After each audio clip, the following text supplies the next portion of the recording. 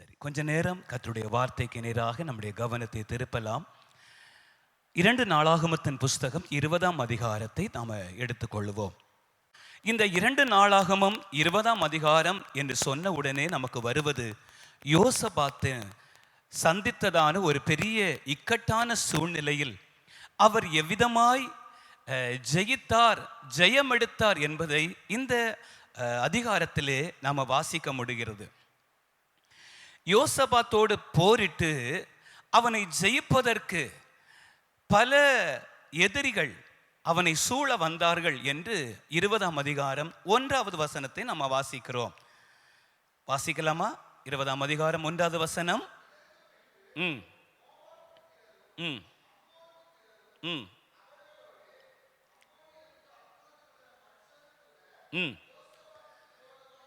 யோசபாத்துக்கு விரோதமாக யுத்தம் பண்ண வந்தார்கள். இப்போ களத்தில் எதிரிகள் நின்று கொண்டிருக்கிறார்கள். இந்த எதிரிகளை வெல்லுவதற்கான சக்தி தன்னிடத்தில் எவ்வளவும் இல்லை என்பதை யோசபாத் நன்றாக அறிந்திருந்தான். யோசபாத் நன்றாய் அறிந்திருந்ததனால் அவன் செய்கிற சில யுக்திகளை இந்த வேத பகுதியிலே நம்ம வாசிக்க முடிகிறது. அவன் என்ன செய்கிறானாம்? 3வது வசனத்தை பாருங்கள். அப்பொழுது யோசபாத் பயந்து தேடுகிறதற்கு யூதாவெங்கும் உபவாசத்தை கூறிவித்தான். யூதாவெங்கும் இரவு ஜெபத்தை கூறிவித்தான். யூதாவெங்கும் உபவாசத்தை கூறிவித்தான் இந்த யோசபாத். ஏன் தெரியுமா? படைபலத்தினால் வெல்ல முடியாததை எப்படி வெல்ல முடியும் என்பதை யோசபாத் நன்கு அறிந்திருந்தான். யோசபாத் நன்கு அறிந்திருந்ததை நீங்களும் நானும் சரியாய் அறிந்திருந்தோம் என்றால் நிச்சயமாகவே எந்த எதிரியையும் நாம் மேற்கொள்ள முடியும். நம்முடைய வாழ்க்கையில தோல்வியை கண்டோ மற்ற எந்த காரியத்தை கண்டோ நம்ம துவண்டு போக வேண்டிய அவசியம் இருக்காது. கரங்களை உயர்த்தி ஒரு அல்லேலூயா சொல்லுங்க பார்க்கலாம். அல்லேலூயா. எல்லாரும் விழிப்பாக இருக்கிறீர்கள் என்று நான் நம்புகிறேன். ஆமென். ஏன்னா இந்த நேரத்தில் பிரசங்கம் பண்ணுவது என்பது ரொம்ப ஒரு கடினமான ஒரு எப்படி மத்தியானம் 1 மணி 2 மணிக்கெல்லாம் பிரசங்கம் பண்ணுறது ரொம்ப கடினமோ அதே போல இந்த நேரத்தில் பிரசங்கம் பண்ணுவது என்பது ரொம்ப, சொல்லுங்களேன் ஒரு அல்லேலூயா. எனக்கு ஒரு சம்பவம் ஞாபகம் வருகிறது. நாங்கள் வேதாகம கல்லூரி படித்து கொண்டிருக்கிற போது 2ஆம் ஆண்டு படித்து கொண்டிருக்கிற போது ஏசாயா தீர்க்க தரிசன புஸ்தகத்தை நடத்துவதற்காக பாஸ்டர் ஜீவராஜ் கோயம்புத்தூர் பட்டணத்தில் இருக்கிறார்கள். அவர்கள் வருவார்கள். முதல் செக்ஷன், முதல் பீரியடு சரியாக 9:15. அந்த நேரத்தில் பார்த்தீங்கன்னா எங்கள் செகண்ட் இயரில் 12 பேர் மொத்தம் உண்டு. அவர் இப்படி உட்கார்ந்துருப்பார், நாங்கள் பக்கத்திலே உட்கார்ந்துருப்போம். ஏன்னா ரூம் எல்லாம் சின்ன ரூமு, பக்கத்திலே உட்கார்ந்துருப்போம். அவருக்கு முன்னாடியே நாங்கள் எல்லாரும் எப்படி இருப்போம் தெரியுமா? பாடம் எடுக்க 9:15 தான் வர்றாரு. அப்பவுமே என்ன செய்கிறோம்? ஒரு ஆள் தூங்கினா கூட பரவாயில்லைங்க, 12 பேரும் இப்படிதான் இருப்போம். ஏன்னா காலையில் கொடுத்த இட்லி அதனுடைய மகிமை, ஸ்தோத்திரம். அவர் சொல்லுவார், நீங்க தூங்கினாலும் தூங்காவிட்டாலும் ஏன் வேலை பாடம் எடுக்கிறது, நான் எடுத்துட்டு போயிடுவேன். அதனால நீங்க தூங்கினாலும் தூங்காவிட்டாலும் எனக்கு கொடுத்த ஊழியத்தை நிறைவேற்றுவேன். ஹல்லேலூயா, ஹல்லேலூயா. சரி, நீங்க எல்லாரும் உற்சாகமாக இருக்கிறதற்காய் ஆண்டவருக்கு நான் நன்றி சொல்லுகிறேன். சரி, இந்த களத்தில் நிற்கிற இந்த எதிரிகளை வெல்லுவதற்கான யுக்தியை யோசபாத் அறிந்திருந்தது போல அதே யுக்தியை நாமும் கையாண்டால் நிச்சயம் எந்த ஒரு சோதனைகளையும், எந்த ஒரு போராட்டங்களையும், எந்த ஒரு பாடுகளையும் நாம எளிதாய் மேற்கொள்ள முடியும். 1 சாமுவேலின் புஸ்தகம் 17ஆம் அதிகாரத்தில் ஒரு சம்பவத்தை குறித்து நம்ம வாசிக்கிறோம். 1 சாமுவேல் 17ஆம் அதிகாரம். அந்த சம்பவம் நாம் நன்கு அறிந்தவைகள். கோலியாத் தாவீதினுடைய சம்பவத்தை நாம் அங்கே பார்க்கிறோம். பாருங்க, 8ஆம் வசனத்திலிருந்து வாசித்து பார்த்தீர்கள் என்றால் உங்களுக்கு தெரியும். 1 சாமுவேல் 17:8 வாசித்து பாருங்கள்.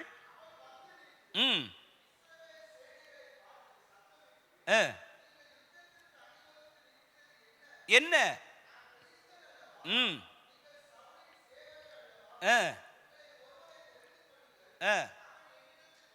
சரி, இதெல்லாம் நமக்கு தெரிந்தது தான்.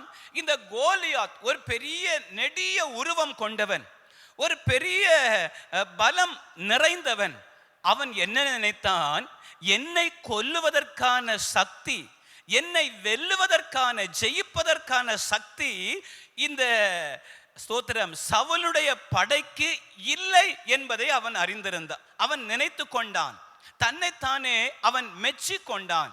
அருமையான கர்த்தருடைய மக்களே, இந்த கோலியாத்துக்குள் இருந்த ஒரு காரியம் ஆணவம். இந்த கோலியாத்துக்குள் இருந்த ஒரு கெட்ட எண்ணம் என்ன தெரியுமா?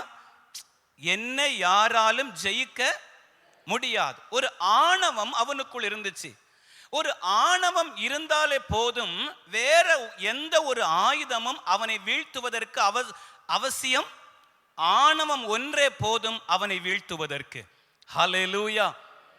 இன்றைக்கு தேவ சமூகத்தில் இந்த கால வேளையில் நான் உங்களுக்கு சொல்லுகிறேன், நமக்குள்ளே ஒரு நாளும் ஆணவம் வந்துவிட கூடாது. ஆணவம் என்றால் பெருமை என்று சொல்லுவார்கள், அகந்தை என்று சொல்லுவார்கள், மன மேட்டிமை என்று சொல்லுவார்கள். நிறைய அர்த்தங்கள் இருக்கிறது.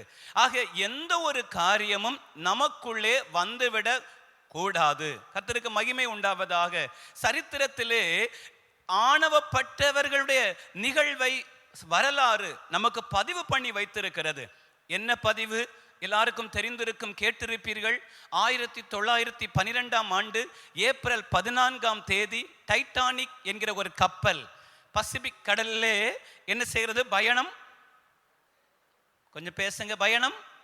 ஆமா, பயணிக்கிறது. அந்த கப்பலை உருவாக்கினவர் என்ன சொன்னார்?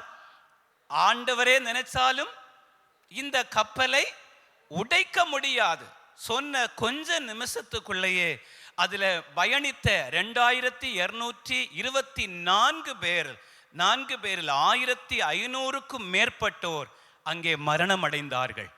அல்லேலூயா, ஹல்லேலூயா. ஆணவம் உண்மையாகவே ஸ்தோத்திரம் நம்மை அழித்துவிடும் என்பதை நாம் மறந்துவிட கூடாது. கர்த்தருக்கு மகிமை உண்டாவதாக. நமக்குள்ளே சில நேரங்களில் பணம் பெருகினால் ஆணவம் வந்து விடுகிறது. யாருமே ஸ்தோத்திரம் கட்டாத வீடு நான் கட்டிவிட்டேன் என்றால், யாருமே வாங்காத வாகனத்தை நான் வாங்கிவிட்டால், யாருக்குமே கிடைக்காத வேலை எனக்கு கிடைத்து விட்டால் என்ன வந்திருக்கிறது? யாருக்குமே தெரியாமல் ஆணவம் கூடவே தலை தூக்க ஆரம்பித்து விடுகிறது. நான் யார் தெரியுமா? என்னுடைய அந்தஸ்து என்ன தெரியுமா? நான் எப்படிப்பட்டவன் தெரியுமா? ஆனால் ஒரு காலத்தில் தாழ்ந்த நிலையில் இருந்தவர்கள் என்பதை மறந்து விடுகிறார்கள். இது ஆவிக்குரிய வாழ்க்கையில ஒரு பெரிய வீழ்ச்சியை, ஒரு பெரிய தோல்வியை நமக்குள் என்ன செய்துவிடும்? கொண்டு வந்து விடும். கர்த்தருடைய பரிசுத்தமான நாமம் மகிமைப்படுவதாக. ஸ்தோத்திரம். கவனியுங்கள். ஏசாயா தீர்க்கதரிசன புஸ்தகம் 3ஆம் அதிகாரத்திலே எருசலேம் குமாரத்தியை குறித்து வேதம் சொல்லுகிறது. எருசலேம் குமாரத்தி என்றால் சபை. வாசித்து பாருங்கள். ஏசாயா தீர்க்கதரிசன புஸ்தகம் 3ஆம் அதிகாரம் 16வது வசனம் சொல்லுகிறதாவது, சீயோன் குமாரத்திகள் அகந்தையாயிருந்து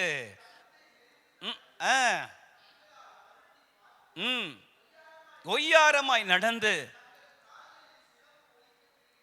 பாத்தீங்களா? யாரை குறித்து? வெளியில் உள்ள நபரை குறித்து வேதம் நமக்கு சொல்லவில்லை. சீயோன் குமாரத்தியை குறித்து, சபையை குறித்து வேதம் சொல்லுகிறது. அவர்கள் அகந்தையா இருந்து கழுத்தை நெரித்து நடந்து. கண்களால் மருட்டி பார்த்து ஒய்யாரமாய் நடந்து சிலம்பு ஒலிக்க, அதுக்கு பின் விளைவை குறித்து வேதம் சொல்லுகிறது. உச்சந்தலையை, ஆமென், எவ்வளவு ஒரு வேதனையான ஒரு காரியம். அகந்தை அது நம்மை என்ன செய்யும்? விழுதலுக்கு முன்னாடி மன மேட்டிமை வந்தாலே, அகந்தை வந்தாலே நம்முடைய ஆவிக்குரிய வாழ்க்கையில ஒரு வீழ்ச்சி வந்து விடுகிறது, வந்து விட்டது என்று அர்த்தம். ஹல்லேலூயா, பிரைஸ் தி லார்ட், ஹல்லேலூயா. சரி, அப்போ ஒரு நாளும் நமக்குள்ள என்ன வந்து விடக்கூடாது? அகந்தை வந்துவிட கூடாது. வேதம் சொல்லுகிறது, சிலர் ரதங்களை குறித்தும் சிலர் குதிரைகளை குறித்தும் மேன்மை பாராட்டுகிறார்கள். நாங்களோ எங்கள் தேவனாய கர்த்தருடைய நாமத்தை குறித்தே மேன்மை பாராட்டுகிறோம். குதிரைகளை குறித்தும் ரதங்களை குறித்தும் மேன்மை பாராட்டினவர்கள் முறிந்து விழுந்தார்கள். நாங்களோ கர்த்தருடைய நாமத்தை குறித்து மேன்மை பாராட்டின நாங்களோ எழுந்து நிமிர்ந்து நிற்கிறோம். அல்லேலூயா, அல்லேலூயா. ஒவ்வொரு நாளும் தேவ பிள்ளைகள் சொல்லணும், ஆண்டவரே கிருபையாய் நீர் எனக்கு தந்தது ஐயா, கிருபையாய் இவைகள் நீர் எனக்கு தந்தது. ஆமென், ஹல்லேலூயா. சரி, அப்படியானால் ஆணவக்காரர்களுக்கு என்ன கிடையாது? வெற்றி கிடையாது. அது அவர்களை ஸ்தோத்திரம் தோல்வியில கொண்டு போய் விடும். தாவீது ஆண்டவர் கோலியாத்தை வீழ்த்துவதற்கு பயன்படுத்தினார் என்பது உண்மைதான். என்றாலும் கோலியாத் தன்னுடைய ஆணவத்தால் வீழ்ந்தான் என்றும் நாம் எடுத்துக்கொள்ளலாம். சொல்லுங்க ஒரு அல்லேலூயா. இந்த ஆணவம் புற்றுநோயை விட, கேன்சரை விட கொடிதானது. ஒருவேளை கேன்சரை கூட குணமாக்குவதற்கு மருந்துகள் இருக்கலாம். ஆனால் ஒரு மனிதனுக்குள் ஆணவம் புகுந்து விட்டால் அவனை அந்த புகுந்த ஆணவம் அவனை அழிக்குமே தவிர வேற எதையும் செய்ய முடியாது. ஹல்லேலூயா, ஹல்லேலூயா. கர்த்தருக்கு மகிமை உண்டாவதாக. அருமையான கர்த்தருடைய மக்களே, மேலத்தட்டப்பாறை தேவ சபையை ஆண்டவர் கிருபையாய் கட்டி கொடுத்தார். அதுல ஒரு குடும்பம் மிகவும் உறுதுணையாக இருந்துச்சு. எல்லா காரியத்திலும், டொனேஷன் வாங்குகிற காரியத்திலும், மற்ற சரீர ஒத்துழைப்பு கொடுக்கிற காரியத்திலும் மிகவும் ஒத்துழைப்பு கொடுத்த குடும்பம். பின் நாட்களில் அவர்களுக்குள்ளே ஒரு ஆணவம், அவர்களுக்குள்ளே ஒரு பெருமை வர ஆரம்பித்தது. இது நான் கட்டின, நேபுகாத் நேச்சர் சொன்னது போல, இது நான் கட்டினது, இது என்னுடைய சபை என்று சொல்ல ஆரம்பித்தார்கள்.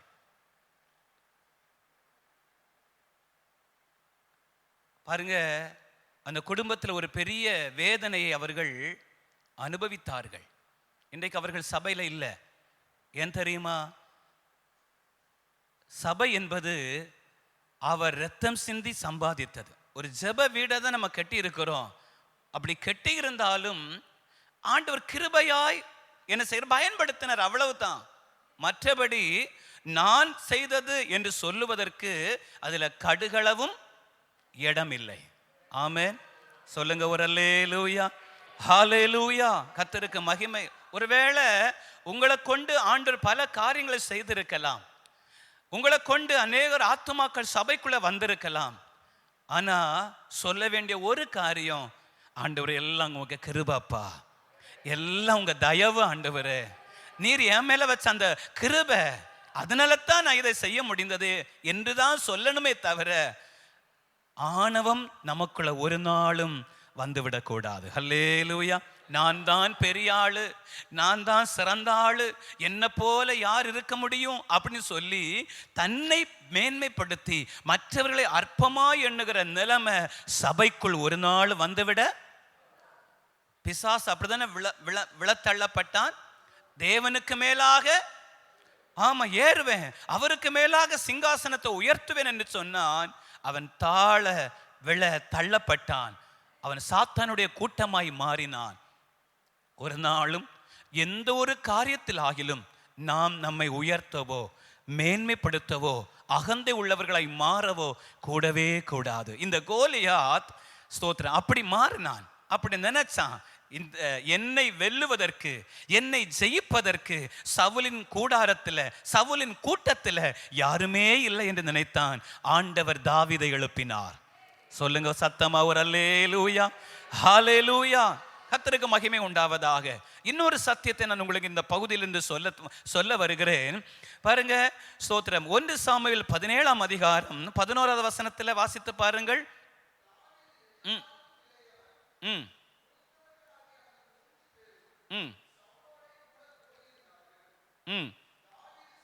இல்ல 17:11. 1 சாமுவேல் 17:11. சவுலும் வார்த்தைகளை கேட்டு கலங்கி மிகவும் பயப்பட்டார்கள். அல்லேலூயா, ஸ்தோத்திரம். இப்ப பாருங்க, இவன் என்ன செய்கிறான்? கோலியாத் 16வது வசனம், அந்த பெலிஸ்தன் காலையிலும் மாலையிலும் 40 நாள் வந்து வந்து நிற்பான். வந்து வந்து நின்று அவன் என்ன செய்கிறான்? ஸ்தோத்திரம், பயங்கரமாய் பேசுகிறான். ஒத்தைக்கு வாடா, யார் பார்க்கலாம், ஜெயிக்கிறது யார் என்று சொல்லி பயங்கரமாய் அவன் பேசுவதை நாம் இங்க பார்க்கிறோம். ஸ்தோத்திரம். அப்படி ஸ்தோத்திரம் பேசுவதை சவுலின் ஜனங்கள் என்ன செய்கிறார்கள்? கேட்கிறார்கள். கேட்டதோடு மாத்திரமல்ல, அவர்கள் பயப்படுகிறார்கள். அல்லேலூயா. பயப்பட்டதுனால அடுத்து அவர்கள் என்ன செய்ய வேண்டும் என்பதை என்ன செய்யல? பயம் அடுத்து செய்ய வேண்டியதை செய்ய விடாமல் தடுக்கிறது. அல்லேலூயா. நம்முடைய வாழ்க்கையில எது வந்துடக்கூடாது? ஆணவம் வந்துவிடக்கூடாதுன்னு சொன்ன. 2வது, ஒரு பயமும் நமக்குள்ள என்ன செய்யக்கூடாது. அதுவும் பெலிஸ்தனுடைய தெய்வ பயம் நமக்கு வேணும். ஆனா பெலிஸ்தனுடைய புறஜாதியான இந்த மனுஷனுடைய வார்த்தையை கேட்டு நமக்குள்ள பயம். இந்த கொரோனா நேரத்தில் சொன்னார்கள், உண்மையா பொய்யா என்று எனக்கு தெரியவில்லை, அநேகர் வியாதி வந்து செத்தார்களோ தெரியல, ஆனா பயத்தினாலே செத்தவர்களுடைய தொகை சும்மா ஒரு இருமல் வந்துட்டாலே போதும், என்ன நினைச்சிட்டாங்க? கொரோனா வந்துட்டு. அந்த பயமே அவர்களை என்ன செஞ்சுட்டு கொன்று போட்டது. ஒரு நாளும் ஆமேன் நாம் என்ன செய்யக்கூடாது? எதிரினுடைய வார்த்தையை கேட்டு நாம் பயந்து போக கூடாது. ஏனென்றால் பயந்ததுனால இந்த கோலியாத்தை கொலை எப்படி வெல்ல வேண்டும் என்கிற ஒரு யுக்தி சவுலுக்கு கிடைக்கவில்லை. அல்லேலூயா, ஆமென். அப்போ அது கிடைக்காததுனால கோலியாத்தை கொல்லுகிற ஒரு பாக்கியம் சவுலுக்கு கிடைக்கவில்லை. கர்த்தர் தாவீதை எழுப்பினார். ஆமென். தாவீதை எழுப்பி கோலியாத்தினுடைய கதையை முடித்தார். 3வது உங்களுக்கு சொல்லுகிறேன். முதல்ல ஆணவம் நமக்கு வரக்கூடாது. 2வது பயம் நமக்கு வரக்கூடாது. 3வது சொல்லுகிறேன், ஸ்தோத்திரம், சவுல் செய்ய வேண்டியதை செய்யாததுனால கர்த்தர் தாவீதை எழுப்பி கோலியாத்தினுடைய கதையை முடித்தார். அப்படியானால் நாம செய்ய வேண்டியதை செய்யாமல் இருக்கும் பட்சத்தில் கர்த்தர் இன்னொருவரை அந்த இடத்துல வைத்து அவருடைய வேலையை செய்து முடிப்பார். சொல்லுங்க சத்தமா, அல்லேலூயா. நாம செய்ய வேண்டியதை என்ன செய்யணும்? என்ன செஞ்சிடக்கூடாது? அசால்ட்டா இருந்துவிட கூடாது. இதைத்தான் மொர்தெகாய் எஸ்தருக்கு சொல்லுகிறான். என்ன சொல்லுகிறான்? இந்த காலத்துல நீ மௌனமா இருந்தால் யூதருக்கு சகாயமும் ரட்சிப்பும் வேறொரு இடத்திலிருந்து எழும்பும். அல்லேலூயா. இன்னொரு இடத்திலிருந்து எழும்பும். நீ மௌனமா இருந்தால். இது மொர்தெகாய் எஸ்தருக்கு சொன்ன வார்த்தை அல்ல, ஆவியானவர் சபைக்கு சொல்லுகிற வார்த்தை. நாம மௌனமா இருந்தால் சகாயமும் ரட்சிப்பும் இன்னொரு இடத்திலிருந்து எழும்பும். அல்லேலூயா. நாம ஆராதிக்க வேண்டிய நேரத்தில் ஆராதிக்காமல் இருக்கும்போது, நாம ஜெபிக்க வேண்டிய நேரத்தில் ஜெபிக்காமல் இருக்கும்போது, ஆண்டவரை துதிக்க வேண்டிய நேரத்தில் துதிக்காமல் இருக்கும்போது, கர்த்தருடைய ஊழியத்தை தாங்க வேண்டிய நேரத்தில் தாங்காமல் இருக்கும்போது, கொடுக்க வேண்டிய சமயத்தில் கொடுக்காமல் இருக்கும்போது, கர்த்தர் இன்னொரு இடத்திலிருந்து என்ன செய்வார்? சத்தமா சொல்லுங்க. இன்னொரு இடத்திலிருந்து ஆமா எழுப்புவார். கர்த்தருக்கு மகிமை உண்டாவதாக. அதனாலதான் வேதம் சொல்லுகிறது, இவர்கள் துதிக்காவிட்டால் எது கூப்பிடுமா? கல்லுகள் கூப்பிடும். அந்த ஓசன் அந்த பவனியில பரிசேயர்கள் சொல்லுகிறாங்க, என்ன இவங்க இப்படி சத்தம் போடுறாங்க?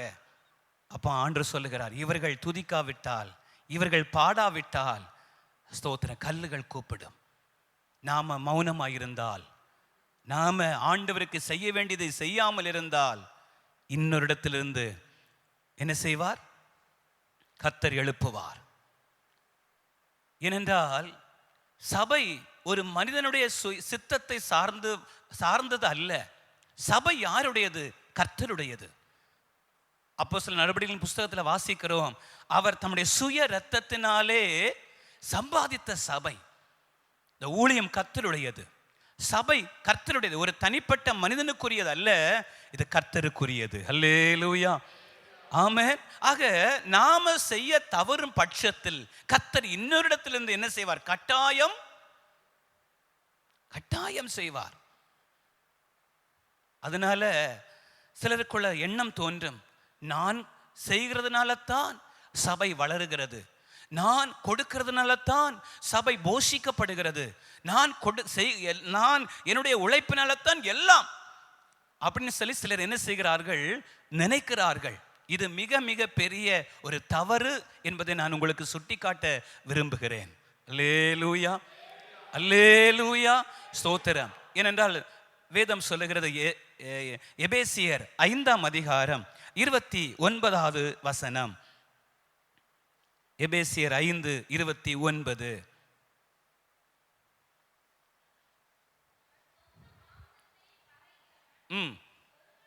ஒருவனும் இல்லையே, கர்த்தர் சபையை போஷித்து காப்பாற்றுகிறது போல. என்ன வேதம் சொல்ல? கர்த்தர் சபையை போஷித்து காப்பாற்றுகிறார். சத்தமா சொல்லுங்க. யார் சபையை போஷிக்கிறது? கர்த்தர். அப்போ நமக்குள்ள எண்ணம் வந்துடக்கூடாது, நான் செய்கிறதுனால தான், நான் கொடுக்கிறதுனால தான். நான் நினைக்கிறேன், எலியாவை ஆண்டவர் என்ன செஞ்சார்? கேரி தாற்றண்டல ஒளித்து கொண்டிருக்க சொன்னார். அந்த கேரி தாற்றின் தண்ணீரை குடிக்க சொன்னார். சரிதானா? அல்லேலூயா. அப்படியே எலியாவினுடைய தாகத்தை தீர்த்து கொண்டிருந்த இந்த கேரி தார் ஒருவேளை நினைச்சிருக்கும், எப்பா நான் தான் இந்த யாரை போஷிக்கிறேன்? எலியாவை போஷிக்கிறேன் அப்படின்னு ஒருவேளை தன் மனசுக்குள்ள நினைச்சதோ என்னமோ தெரியல. அடுத்த வசனம் வாசிக்கிறோம், கேரி தாறு வற்றி போயிடுச்சு. நல்ல செழிப்பா இருந்த ஆறு வற்றி போயிடுச்சு. நான் தான் செய்கிறேன். அந்த குடும்பம் செஞ்சது உண்மைதான். ஊழியக்காரர்களையே தான் கண்ட்ரோலுக்குள்ள கொண்டு வரணும்னு நினைச்சிட்டாங்க. கடைசியில் பாஸ்டர் எங்க பேச்சதான் என்ன செய்யணும்? ஏன்னா நான் கட்டுனதில்லை, நான் பிரயாசப்பட்டதில்லை. ஒரு நாள் நமக்குள்ள இந்த ஈன புத்தி என்ன செஞ்சிடக்கூடாது, வந்து விடவே கூடாது. கரங்களை உயர்த்தி ஒரு அல்லேலூயா சொல்லுங்க பார்க்கலாம். அல்லேலூயா. நமக்குள்ள ஆழமாய் பதிந்திருக்க வேணும், இருதயத்தில் ஆழமாய் பதித்து வைக்க வேணும். சபை கர்த்தருடையது, இந்த ஊழியம் கர்த்தருடையது. ஆமென், ஹல்லேலூயா. சரி, அடுத்ததாக கோலியாத்தை கண்டு சவுல் பயந்தான். ஆனால் பாருங்க, இதன் பின்பு அவன் செய்ய வேண்டியதை செய்ய தவறினான். அவனுடைய ஸ்தானத்தில் ஆண்டவர் என்ன செய்கிறார்? தாவீதை கொண்டு வருகிறார். அப்படியானால் சவுல் தன்னுடைய ஸ்தானத்தை இழக்கிறான், தாவீது அந்த ஸ்தானத்தை பெற்றுக் கொள்ளுகிறான். கரங்களை உயர்த்தி ஒரு அல்லேலூயா. இதுல இருந்தும் ஒரு சத்தியத்தை நாம் அறிந்து கொள்ள வேணும்.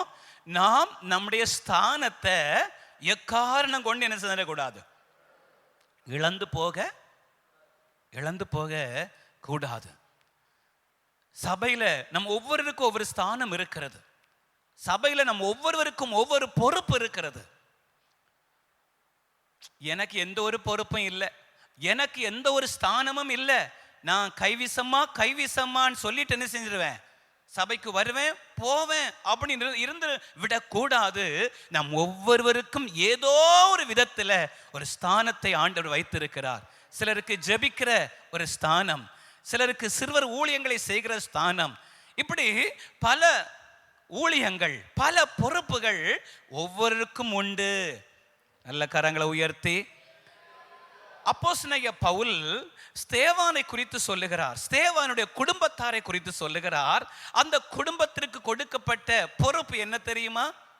பணிவிடை செய்கிற பொறுப்பு. அதை பவுல் மெச்சுகிறார். 1 கொரிந்தியர் 16 அதிகாரம் 15, 16 வசனத்தை வாசித்து பாருங்கள். 1 கொரிந்தியர் 16 15 16.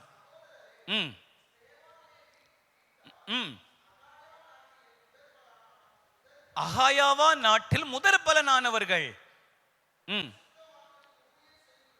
பரிசுத்தவான்களுக்கு ஊழியம் செய்யும்படிக்கு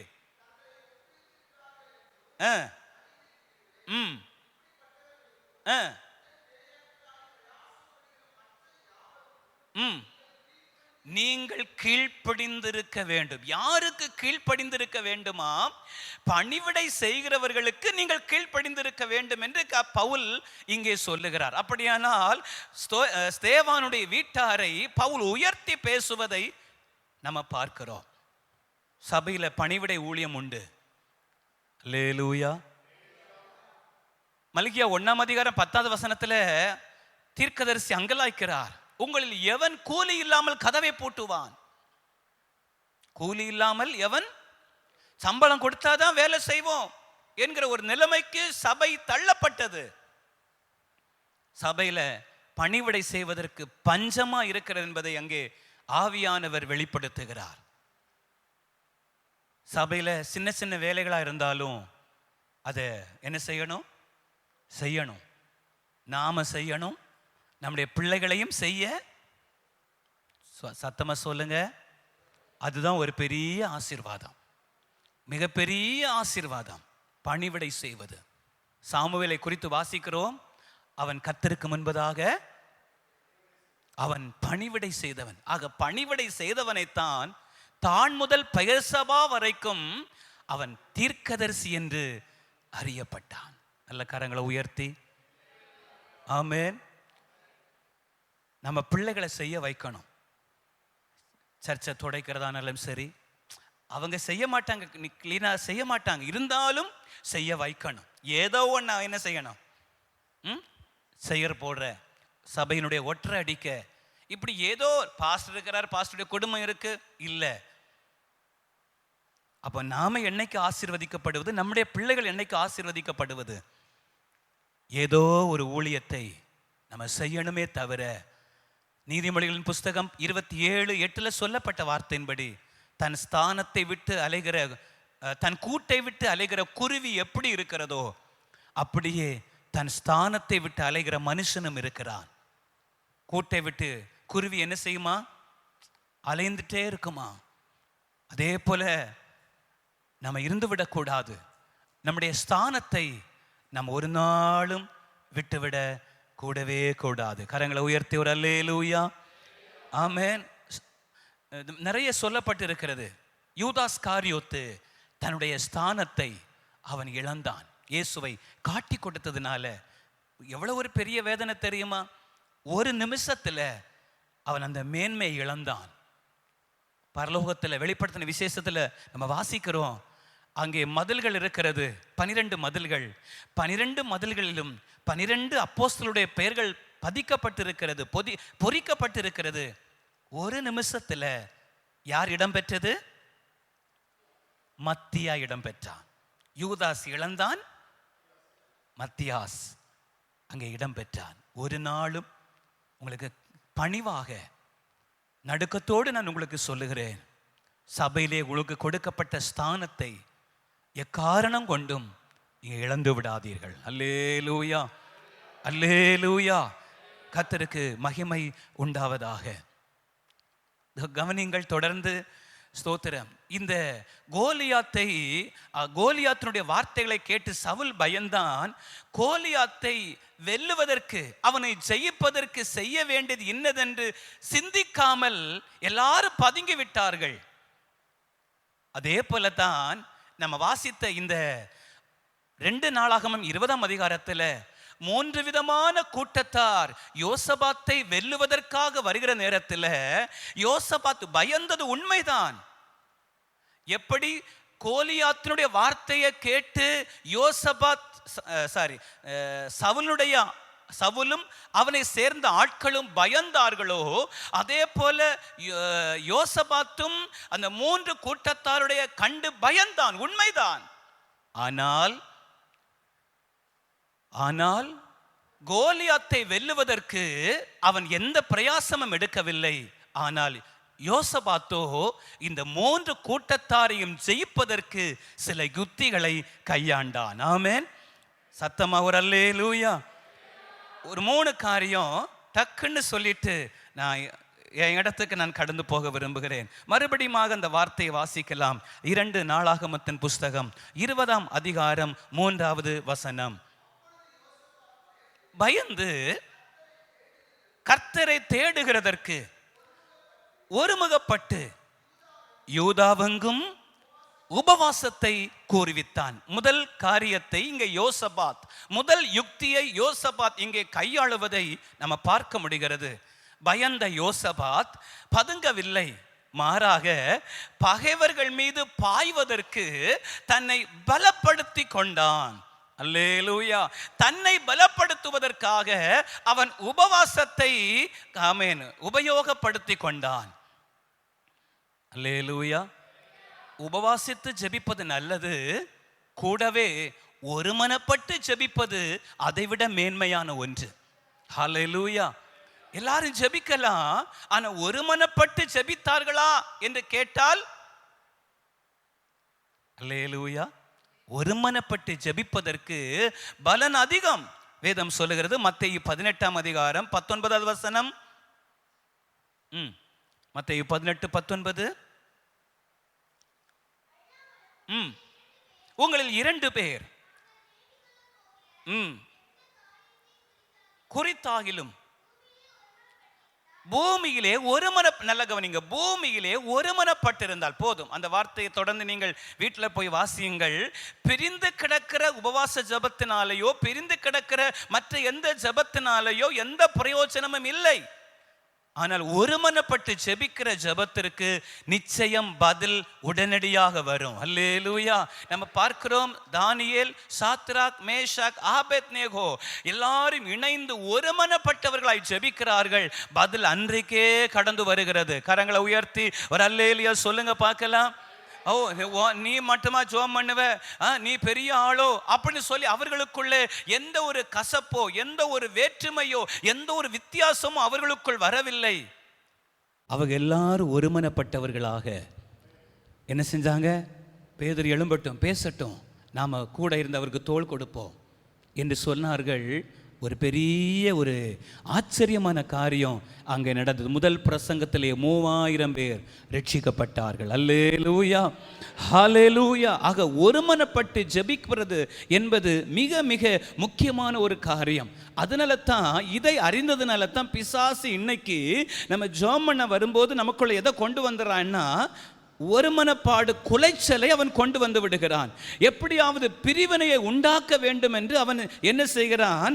ஆமென். சபைகளிலே அதை விதைக்கிறான், பிரிவினைகளை அவன் விதைக்கிறான். கர்த்தருக்கு மகிமை உண்டாவதாக. அல்லேலூயா. ஏன்னா அவனுக்கு வேலையை எதுதான்?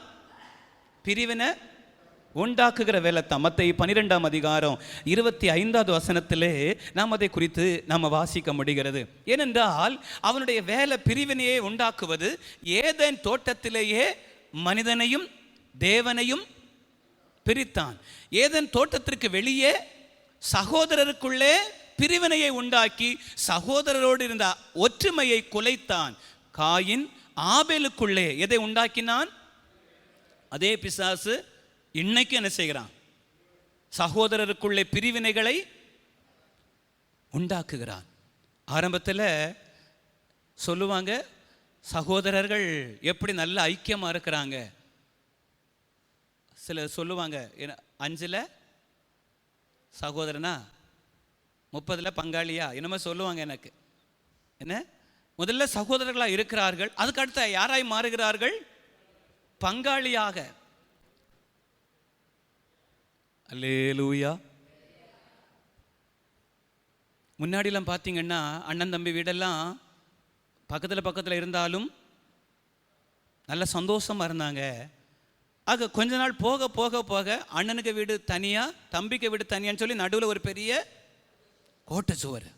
அவன் முகத்தை நம்ம என்ன செஞ்சிடக்கூடாது, பாத்திர கூடாது.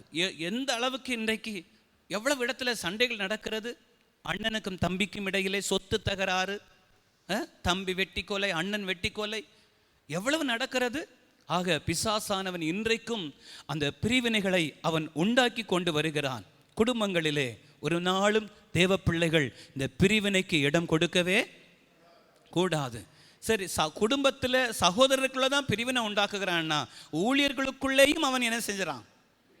பிரிவினையை உண்டாக்குகிறான். ஆரம்பத்தில் பவுலும் சவுலும் பர்னபாவும் சவுலும் பர்னபாவும் ரொம்ப உற்சாகமாக ஊழியங்களை செய்கிறார்கள். நீங்கள் வேதத்திலே வாசித்து பார்த்தால் தெரியும். அப்போஸ்தலர் 15ஆம் அதிகாரம் 39வது வசனம். அப்போஸ்தலர் 15:39. சீக்கிரம். அவர்களுக்குள்ளே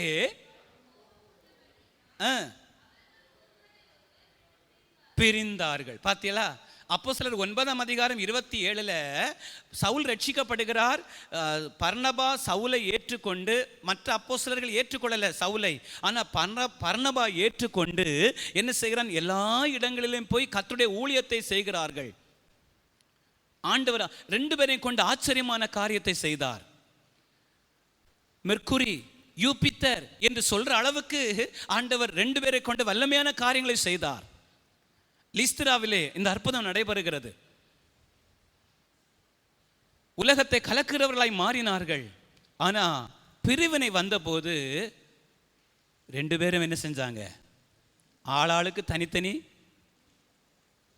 இன்றைக்கு கர்த்தருடைய பலத்த வல்லமை வெளிப்படும் என்பதை அறிந்ததுனால இன்றைக்கு ஊழியர்களுக்குள்ளேயும் சபைகளுக்குள்ளேயும் பிசாசு பெரிய பிரிவினைகளை என்ன செய்கிறான்? அவன் கொண்டு வந்து விடுகிறான். அருமையான கர்த்தருடைய மக்களே, இந்த பிரிவினை நம்மை அழித்து போடும் என்கிற ஒரு உணர்வு நமக்குள் உண்டாகட்டும். பிரிவினைக்கு ஒரு நாளும் நம்ம இடம் கொடுத்து விட கூடாது. ஹல்லேலூயா, ஹல்லேலூயா, ஸ்தோத்திரம். பாருங்க, யோசபாத் சபையை என்ன செய்கிறான்? தேசத்தை உபவாசத்திற்கு அவன் ஒருமுகப்படுத்துகிறான். பகைவனை பலவீனப்படுத்துகிற சக்தி உபவாச ஜெபத்திற்கு உண்டு. பகைவனை பலவீனப்படுத்துகிற சக்தி இரவு ஜெபத்திற்கு உண்டு. சொல்லுங்க சத்தமா, அல்லேலூயா. ஆக உபவாச ஜெபத்தையோ இரவு ஜெபத்தையோ சாதாரணமா எடுத்துவிடக் கூடாது. இது அசாதாரணமான காரியங்களை செய்ய வல்லமை உள்ளது இந்த இரவு ஜெபங்கள், இந்த உபவாச ஜெபங்கள். ஆமென். எழுப்புதல் எப்படி வருகிறது என்று கேட்டீங்கன்னா, நான் சொல்லுவேன், இரவு ஜெபத்தின் மூலமாகத்தான். சத்தமா, ஹல்லேலூயா, ஹல்லேலூயா. ஆக இரவு ஜெபத்துக்கு வர்றவங்களை ஆண்டவர் கைவிடவே மாட்டார், நிச்சயம் உயர்த்துவார். ஆமென், ஹல்லேலூயா. இரவு ஜெபம் முக்கியம், உபவாச ஜெபம் முக்கியம். இது பகைவனை மட்டுமல்ல, மறைமுகமாய் எழும்புகிற சதியையும் முறிக்க வல்லமை உடையது இந்த உபவாச ஜெபங்கள், முழரவு ஜெபங்கள். விசுவாசிக்கிறீர்களா? அல்லேலூயா. மறைவாய் வைக்கப்பட்ட சதி. என்ன சதி? ஆமான் என்ன செய்கிறான்? யூத ஜனங்களுக்கு விரோதமாக மறைவான சதிகளை அவன் வைக்கிறான். வைத்தபோது எஸ்தர், தன்னுடைய தாதிமார் எல்லாரும் இணைந்து அங்கே உபவாசம் இருக்கிறார்கள். உபவாசித்த போது எஸ்தர் 9ஆம் அதிகாரம் 1ஆம் வசனம் சொல்லுகிறது, காரியம் மாறுதலாய் முடிந்தது. ஜபத்தை என்ன செய்யக்கூடாது? அற்பமா எண்ணக்கூடாது. ஒருவேளை நம்ம நினைக்கலாம், எஸ்தர் எதுக்கு உபவாசம் இருக்கணும்? இன்னைக்குள்ள காலகட்டத்தில் நம்ம ஜெபம் பண்ணோம்ல, கள்ள உபதேசங்கள், செழிப்பு உபதேசங்கள் நிறைஞ்சிருக்கிற இந்த உலகத்தில் சிலர் சொல்றாங்க, எதுக்கு உபவாசம் இருக்கணும், எதுக்கு ஜெபம் பண்ணணும், டான்ஸ் ஆடினாலே போதும் வல்லமை. இன்னைக்குள்ள காலகட்டத்தில் நடந்து கொண்டிருக்கிறது. ஒரு நாளும் சபை இப்படிப்பட்ட கள்ள உபதேசங்களுக்கு செவி சாய்த்து விட, துர் உபதேசங்களுக்கு இடம் கொடுத்து விட கூடாது. உபவாசம் இருக்கணும். அல்லேலூயா. சத்துருடைய சதிகளை முறிப்பதற்கு ஜெபத்திற்கு வல்லமை உண்டு, ஜெபத்திற்கு வல்லமை உண்டு. இது பகைஞனை மேற்கொள்ளும். அல்லேலூயா, ஹல்லேலூயா. எஸ்தர் தனக்கு இருந்த ராஜ மேன்மையை பயன்படுத்தி ஜனங்களை என்ன செய்ய முடியாது? விடுவிக்க முடியாது. அதிகாரம் இருக்கலாம், எல்லாம் இருக்கலாம், ஆனா அதை காட்டிலும் வல்லமை உடையது ஜெபம். ஹல்லேலூயா. ஏன்னா அவளும் உபவாசித்தாள், தன்னுடைய தாதிமார்களையும் அவள் சபையையும் அவள் உபவாசிக்க வைத்தாள். உபவாசிக்கிற ஒரு தேவ பிள்ளைக்காய் சிங்காசனமே இறங்கி வந்துவிடும். என்ன சிங்காசனம்? ராஜ சிங்காசனம். ஹல்லேலூயா. கரங்களை உயர்த்தி சொல்லுங்க ஆமென். ஹல்லேலூயா. ஸ்தோத்திரம். கர்த்தருக்கு மகிமை உண்டாவதாக. எஸ்தரும் சபையும் உபவாசித்து ஜெபித்த போது எதிரியினுடைய சதி வலை கிழிந்தது. உபவாசித்து ஜெபித்த எஸ்தர் கேட்டதும் கிடைத்தது, அவள் கேளாததும் எதிர்பாராததும் அவளுக்கு கிடைத்தது. சொல்லுங்க சத்தம் அவர். அல்லேலூயா. ஸ்தோத்திரம். 7ஆம் அதிகாரம் 10வது வசனத்தில் நம்ம வாசிக்கிறோம். 8ஆம் அதிகாரம் 1வது வசனத்தில் நாம் வாசிக்கிறோம். எஸ்தர் கேளாதது ஸ்தோத்திரம் அங்கே கிடைக்கிறது. 8ஆம் அதிகாரம் 1வது வசனத்தில் எஸ்தர் எதிர்பார்க்காதது அவளுக்கு கிடைக்கிறது. ஆமென். உபவாசித்து ஜெபிக்கிறவுடைய ஜெபங்களை பரலோகம் நிச்சயம் அங்கீகரிக்கும். அது ஒரு நாளும் பரலோகம் என்ன செய்யாது? தள்ளுபடி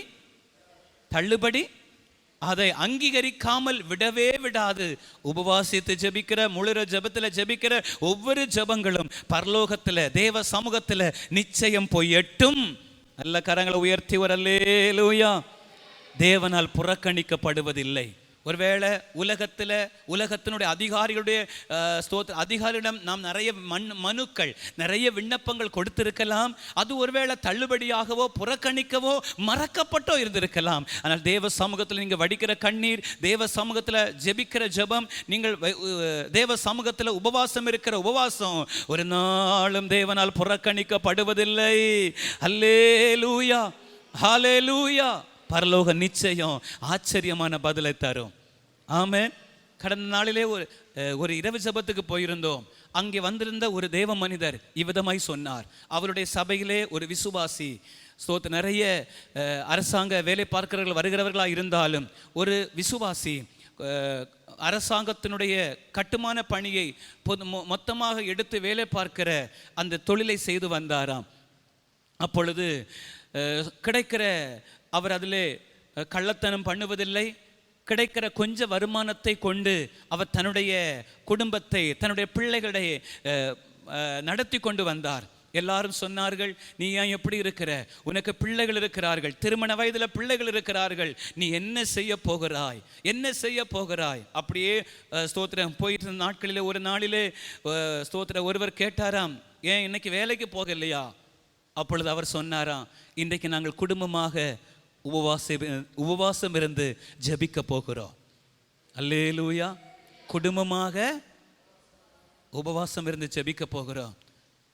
ஆச்சரியம் என்னன்னா, ஒரு சில நாட்களிலே ஒரு இந்து மனிதர் அவருக்கு 3 லட்சம் கையில் கொடுத்து சொன்னாராம், உன் மகளுடைய திருமணத்திற்கு இதை எடுத்துக்கொள், இதை வைத்துக்கொள் என்று சொன்னாரா. பாருங்க, உபவாச ஜபம் எவ்வளவு வலிமை உடையது, இரவு ஜபம் எவ்வளவு வலிமை உடையது. நல்ல கரங்களை உயர்த்தி ஒரு அல்லேலூயா. ஒரு நாள் என்ன செய்யாதீங்க, அற்பமா எண்ணாதீங்க. இரவு ஜபத்தை அற்பமா எண்ணாதீங்க. ஆமென், ஸ்தோத்திரம். உபவாச ஜபத்தை அற்பமா எண்ணாதீங்க. தேவ சமூகத்திலே கூடி வாருங்கள். அல்லேலூயா, ஸ்தோத்திரம். அப்போ இதை இவ்வளவு வல்லமை உபவாச ஜபத்திற்கு இருக்கும் என்பதை சபை உணரும் என்றால் நிச்சயம் ஜபத்தை சபை என்ன செய்யாத, அலட்சியம். நான் சொல்லுவேன், உபவாச ஜபத்தை முழுர்வ ஜபத்தை அலட்சியம் பண்றவங்களை பரலோகமும் அலட்சியம் பண்ணும். கவனமா இருப்போம், ஜபத்துல இன்னும் விழித்திருப்போம். அல்லேலூயா. இரண்டாவதாக சீக்கிரமாக 20ஆம் அதிகாரம் 5வது வசனத்திலே யோசபாத் செய்கிற இரண்டாவது யுக்தி. முதல்ல உபவாசத்தை கூறுவித்தான். இரண்டாவது 20ஆம் அதிகாரம் 5வது வசனம், எல்லாரையும் எங்க கூடி வர பண்றான்னா தேவாலயத்திலே அவன் கூடி வர பண்ணுகிறான். சத்தமா ஒரு அல்லேலூயா. இன்னும் 10 நிமிடத்துக்குள்ள நான் முடிக்கணும். சீக்கிரம் சொல்லுங்க. எங்க கூட வர வைத்தான்? தேவாலயத்தில் எல்லா ஜனங்களையும் அவன் வர வைத்தான். ஆலயம் மிக மிக முக்கியமானது. புதிய ஏற்பாட்டு நாட்களில் நாம் தான் ஆலயம் என்று இருந்தாலும் உண்மைதான். இருந்தாலும் தேவன் நமக்கு தரப்பட்ட இந்த ஜெப வீடும் ஒரு முக்கியமான ஒன்று. அல்லேலூயா. சத்தமா ஒரு அல்லேலூயா. ஆக நீங்க ஜெபிக்கிறீர்கள், ஆராதனை பண்ணுகிறீர்கள், எல்லாம் சரி. ஆனா எங்க வரணும்னு கேட்டீங்கன்னா ஜெப ஆலயத்திற்கு, ஜெப வீட்டுக்கு நீங்க வரணும். ஆமென். ஒவ்வொரு நாளும் நம்முடைய காலடிகள் எங்க படணும் தெரியுமா? சொல்லுங்க. எங்க படணும்? தேவாலயத்தில் படணும். நீங்க கம்பெனிக்கு போறீங்க, ஒவ்வொரு நாளும் உங்க காலடிகள் உங்க கம்பெனியில கால் படுது. இல்ல நீங்க வேலை பார்க்கிற நிறுவனத்தில் உங்களுடைய காலடிகள் படுகிறது. உண்டா இல்லையா? அதே போல ஒவ்வொரு நாளும் ஒரு 5 நிமிடம், ஒரு 10 நிமிடம் நீங்க வேலைக்கு போகிறவர்களா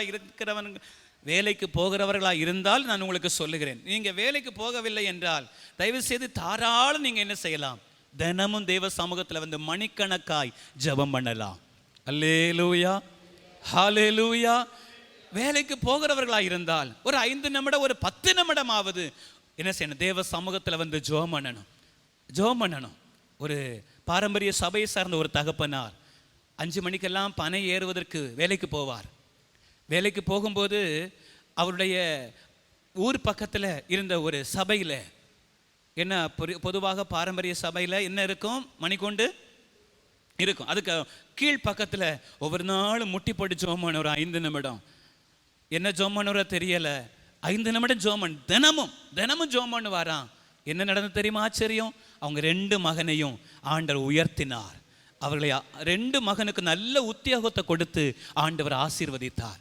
நான் விரும்புகிறேன், நான் எதிர்பார்க்கிறேன், உங்க காலடிகள் எல்லாம் தினமும் நீங்க எங்க இருந்தாலும் பரவாயில்ல, ஒரு 5 நிமிடமாவது தேவ சமூகத்தில் வந்து ஏசப்பா நான் வந்திருக்கிறேன், உங்க பேரை சொல்லி நான் வந்திருக்கிறேன் ஏசப்பா அப்படின்னு சொல்லிட்டு என்ன செய்யலாம்?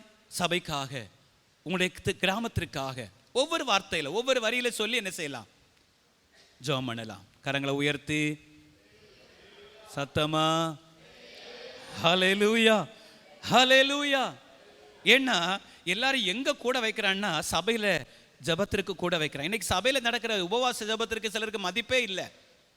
சபையில நடக்கிற உபவாச ஜபமாகவே சிலருக்கு தெரியல. வெளியே எங்க நடக்கிற ஜபம் தான் அவங்களுக்கு பிரதானமா தெரியுது. இல்ல, ஒவ்வொரு தேவ பிள்ளைக்கும் சபையில நடக்கிற ஜபங்கள் தான் பிரதானமாக முக்கியமானதாக தெரிய வேணும். கரங்களை உயர்த்தி.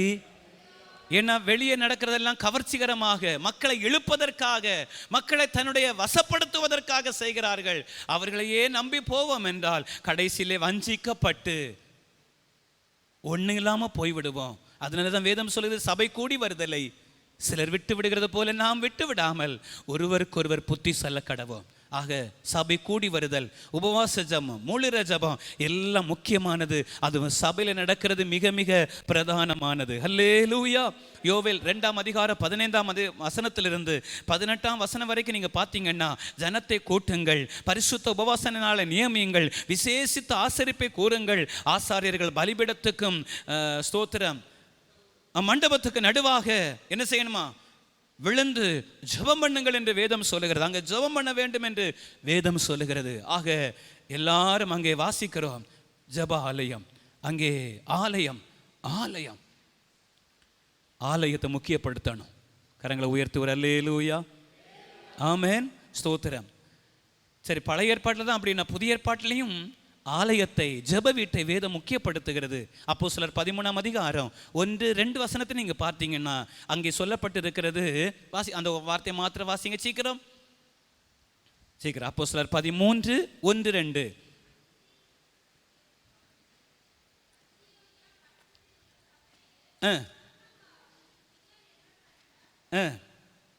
அந்தியோகியா பட்டணத்தில் உள்ள சபையிலே அப்படின்னு வாசிக்கிறோம். 2வது வசனம், அவர்கள் கர்த்தருக்கு ஆராதனை செய்து உபவாசித்து கொண்டிருந்த போது பவுலையும் சவுலையும் நான் அழைத்த ஊழியத்திற்காக அவர்களை பாருங்க. இங்க எங்க ஆராதனை பண்றாங்க, எங்க உபவாசம் இருக்கிறாங்க சொல்லுங்க? சபையில, ஜெப வீட்டுல. ஆக இங்க இருந்து தான் யார் போறது? ஊழியத்துக்கு போறாங்க. 3வது வசனம் பார்த்தீங்கன்னா, உபவாசித்து ஜெபம் பண்ணி அவர்கள் மேல் கைகளை வைத்து அவர்களை. அப்போ ஊழியங்கள் எங்க இருந்து கிளம்பணும்னா சபையிலிருந்து தான் கிளம்பணும். சொல்லுங்க ஒரு அல்லேலூயா, அல்லேலூயா. இன்னைக்கு யாருக்கு அனுமதி வேண்டாம். 2 வசனம் தெரிஞ்சா போதும், 2 பாட்டு பாட தெரிஞ்சா போதும். நானும் இல்ல, அது சரியில்லை. சபையார் ஜெபம் பண்ணி அனுப்புறது தான் ஆசீர்வாதம். கரங்களை உயர்த்தி வர அல்லேலூயா, அல்லேலூயா, ஸ்தோத்திரம். ஒய்கேபி ஹென்றி என்கிற ஒரு சுவிசேஷகரை உங்களுக்கு தெரியுமான்னு தெரியல. வல்லமையான ஒரு ஊழியக்காரர். அவர் இன்றைக்கும் பாளையங்கோட்டை குட் நியூஸ் மிஷன் சபையில் ஒரு விசுவாசியத்தான் இருக்கிறார். அங்கதான் தனக்கு வர்ற தசம பாகத்தை எல்லாம் கொடுக்கிறார். அல்லேலூயா. என்ன, அவர் பிரபலமான ஊழியக்காரர், சுவிசேஷகர். ஆனா அவர் ஒரு சபைக்கு விசுவாசி. ஆமென், அல்லேலூயா, அல்லேலூயா. கர்த்தருக்கு மகிமை உண்டாவதாக. ஆக என்ன செய்யணும்? சபையை முக்கியப்படுத்தணும், சபையை முக்கியப்படுத்தணும். எங்க சபையில ஒருவர் இருந்தார். நான் வந்த புதுசுல, ஏன்னா அந்த நேரம் எனக்கு 21 வயசு, அவருக்கு கிட்டத்தட்ட ஒரு 30 வயசு இருக்குன்னு வைங்களேன். நான் சின்ன வயசு, அவர் கிட்டத்தட்ட ஒரு 7-8-10 வயசுன்னு வைங்களேன் வித்தியாசம். நான் இங்கேருந்து பிரசங்கம் பண்ணினா அவர் அங்கே இருந்து கேலி கூத்து பண்ணுவார். அல்லேலூயா. ஆமாம், இவன் பிரசங்கத்தில் நான் கேட்கணுமா அப்படின்னு எல்லாம் பேசினார். நாட்கள் போக போக சபைக்கு வர என்னது 9 மணிக்கு ஆராதனைனா 9:30, கொஞ்ச நாள் போச்சுன்னா 10 மணி, ஒரு 5 நிமிஷம் 10 நிமிஷம் ஆச்சு. பிறகு சபை பிடிக்கலன்னு ஆச்சு. அதுக்கப்புறம் என்ன செஞ்சாரு? ஒவ்வொரு சபையா போக ஆரம்பிச்சாரு. எந்த சபையும் அவருக்கு பிடிக்கவே இல்லை. இப்போ கடைசியில் பார்த்தா யாரா இருக்கிறாரு? பாஸ்டர் மாறிட்டார். யாரு? பாஸ்டரா மாறிட்டார். எவ்வளவு ஒரு வேதனை பாருங்க. ஒரு பாஸ்டர் கீழே இருந்தார், அதுவும் இருக்க முடியல.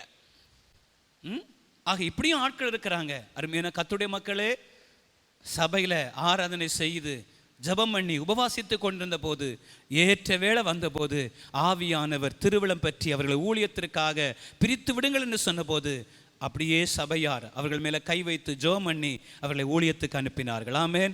எபேசியர் புஸ்தகத்தில் வாசிக்கிறோம். ஏன் சபை ஆண்டவர் முக்கியப்படுத்துறாருன்னா, ஸ்தோத்திரம், அந்த வார்த்தை சொல்லப்பட்டிருக்கிறது. எபேசியர், ஸ்தோத்திரம், எபேசியர்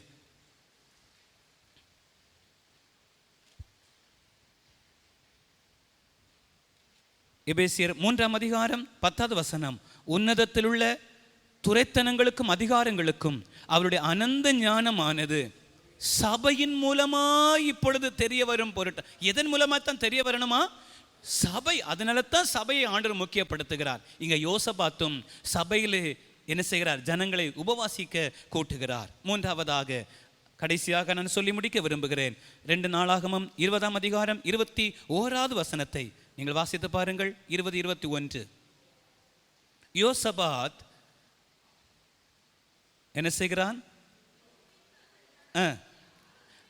ஜனங்களோட ஆலோசனை பண்ணி, அழகான ஒரு வார்த்தை. பின்பு அவன் ஜனத்தோட ஆலோசனை பண்ணி. 3வது, ஆலோசனையை கேட்கிற ஒரு மனிதனாய் இந்த யோசபாத் இருந்தான். என்ன ஆச்சரியம் பாருங்க, ஒரு ராஜா ஆனா ஜனத்தோடு ஆலோசனை பண்ணுகிறான். மோசே ஒரு பெரிய தேவ மனுஷன், சொல்லுகிறார்கள் கிட்டத்தட்ட 30 லட்சம் பேரை நடத்தின ஒரு மனிதர். அவர் என்ன செய்கிறாராம்? தன்னுடைய மாமனாகிய எத்ரோவனுடைய ஆலோசனைக்கு செவி கொடுக்கிறார். மாமா கொடுக்கிற ஆலோசனையை கேட்டு அதன்படி செய்வதை நம்ம வேதத்திலே வாசிக்க முடிகிறது. ஆனால் யார் அவரு? தேவனோடு முகமுகமாய் பேசின ஆளு, சிநேகிதனாய் பேசின ஒரு மனிதன் தான் மோசே. ஆனா அவனே என்ன செய்யறான்? தன்னுடைய மாமனுடைய ஆலோசனையை கேட்கிறான். நாகமான் ஒரு பெரிய படை தளபதி. ஆனா அவன் சொல்றான், என்ன நம்ம ஊர்ல உள்ள நதி எல்லாம் எவ்வளவோ சிறந்தது, இங்க வந்து முங்க ஸ்நானம் பண்ண சொல்றியான்னு கேட்டபோது வேலைக்காரர்கள் சொல்றார்கள், கடினமானது ஒன்றும் செய்ய சொல்லலையே, முங்க தானே சொன்னாங்க, முங்குங்க. அந்த வேலைக்காரருடைய ஆலோசனைக்கு கீழ்ப்படிந்தான். அவன் குஷ்டரோகம் மாறினது. ஹல்லேலூயா. மூணாவதாக நான் உங்களுக்கு சொல்லுகிறேன், ஒவ்வொரு தேவ பிள்ளையும் தேவ ஆலோசனையை கேட்கிறவர்களாக, இல்ல தேவ ஆலோசனை சொல்லுகிறவர்களை தன்னுடைய பக்கத்தில் வைத்திருக்கிறவர்களாக மாற வேணும். சொல்லுங்க ஒரு அல்லேலூயா. ஆலோசனை பலவிதம் இருக்கிறது. துன்மார்க்கருடைய ஆலோசனை இருக்கு. ஆக அதன்படி நடக்கக்கூடாது. ஆமான் யாருடைய ஆலோசனை கேட்டான்னா தன்னுடைய மனைவியினுடைய ஆலோசனையை கேட்டான். என்ன ஆலோசனை? இந்த மொர்தேகாயை எப்படியாவது ஒழிச்சு கேட்டானு, அதனால தூக்கு மரத்தை பார்த்தீங்களா? என்ன ஆலோசனை கொடுக்குறா? நல்ல ஆலோசனை வீட்டமா கொடுக்கணும். ஒவ்வொரு வீட்டையாவுக்கும் நல்ல கரங்களை உயர்த்தி, நம்மளை காட்டின அவன் அல்லேலூயா சோத்திர நேரம் இல்லை. கர்த்தருக்கு மகிமை உண்டாவதாக. நல்ல ஆலோசனை கொடுக்கணும். வேதம் சொல்லுகிறது, நீதிமொழிகள் 11ஆம் அதிகாரம் 14வது வசனம், நீதிமொழிகள் 24ஆம் அதிகாரம் 6வது வசனம், ஆலோசனைக்காரர் அநேகர் இருந்தால் அங்கே சுகம் உண்டாகும், நல் யோசனை செய்து யுத்தம் பண்ணு. ஆமென், ஹல்லேலூயா. ஆக நல்ல ஆலோசனை என்ன செய்யணும்? கேட்கணும். தேவ ஆலோசனைக்கு கீழ்ப்படியணும். தவறான ஆலோசனை உடைய நபர்களை பக்கத்தில் என்ன செஞ்சிடக்கூடாது. நம்ம விசுவாசத்தை பின்னாடி இழுத்துருவாங்க. செர்கியு பவுல் என்கிற ஒரு மனிதனை குறித்து அப்போஸ்தலர் 13ஆம் அதிகாரம் 7ஆம் வசனத்தில் வாசிக்கிறோம். அவன் தேவ வசனத்தை கேட்க ஆசையா இருந்தான். ஆனா பின்னாடி இருந்த மாயவித்தைக்காரன் அவனை வசனத்தை கேட்க விடாதபடி தடுக்கிறான். கரங்களை உயர்த்தி ஒரு அல்லேலூயா. பரிசேயரும் நியாய சாஸ்திரிகளும் என்றால் தங்களுக்கு வந்த தேவ ஆலோசனையை கேளாமல் விட்டார்கள், அது அவர்களுக்கு கேடாய் முடிந்தது என்று லூக்கா 7:20 வாசிக்கிறோம். எனவே ஒவ்வொரு தேவ பிள்ளைகளுக்கு நான் சொல்லுகிறேன், நம்ம தேவ ஆலோசனையை கீழ்ப்படியணும். பாருங்க, தேவ ஆலோசனைக்கு யோசபாத் கீழ்ப்படிந்தான். மகத்துவமுள்ள தேவனை துதிப்பதற்காய் நபர்களை ஏற்படுத்துகிறான். உபவாசித்தான், ஆலயத்தில் கூடி வர செய்தான். ஆலோசனை வந்தது, ஆலோசனையின்படியே அவன் செயல்படுகிறான். அந்த ஆலோசனை செய்வதற்கு தேவ பலன் வந்தது. அந்த தேவ பலன் அவன் உபவாசத்தின் மூலமாய் அதற்கு கீழ்ப்படிய உதவி செய்தது. பொதுவாக யுத்தம் நடக்கும்போது யாராவது ஒரு ஆள் 2 ஆள் தப்பித்துக் கொள்வதற்கு வகை உண்டாகும். ஆனால் இங்கேயோ ஒருவரும் மீந்திருக்கவில்லை, அத்தனை பேரும் அழிந்து போனார்கள். அல்லேலூயா, ஹல்லேலூயா. கர்த்தருக்கு மகிமை உண்டாவதாக. எவ்வளவு ஒரு பெரிய ஆச்சரியம். அங்கே ஒரு பெரிய வெற்றியை அங்கே யோசபாத் சம்பாதித்ததை நாம் பார்க்க முடிகிறது. அருமையான கர்த்தருடைய மக்களே, நம்முடைய வாழ்க்கையிலும் போராடுகிற, பகையாளியாய் நிற்கிற வியாதி, வறுமை, தரித்திரம் எதுவாக இருந்தாலும் ஸ்தோத்திரம், அவைகளை ஜெயம் பெறுவதற்கு நமக்கு சிறந்த ஒரு போர் ஆயுதம் உபவாசம். அவைகளை ஜெயிப்பதற்கு சிறந்த ஒரு போர் ஆயுதம் ஆமென் ஸ்தோத்திரம் இரவு ஜெபங்கள், அல்லேலூயா, துதிகள், ஸ்தோத்திரங்கள். இவைகளை பயன்படுத்தும் போது ஸ்தோத்திரம், வேதத்தில் சொல்லப்பட்டிருக்கிறது, 3 கூட்டத்தாரும் ஒருவருக்கொருவர் ஆமென் கொண்டு வந்த பட்டயத்தினாலே அவர்களே வெட்டி வீழ்ந்தார்கள். ஆமென். கரங்களை உயர்த்தி ஒரு அல்லேலூயா. முதலைக்கு பலம் எதுல தெரியுமா? முதலைக்கு பலம் தரையில் அல்ல, தண்ணீரிலே. ஆமென். முதலைக்கு பலம் தண்ணீரில். சபைக்கு பலம் எதுல தெரியுமா? உபவாச ஜபங்களிலே. சபைக்கு பலம் இரவு ஜபங்களிலே. ஆமென், அல்லேலூயா. எல்லாரும் தேவ சமூகத்தில் ஜெபம் பண்ணுவோமா? ஒரு நிமிடம்.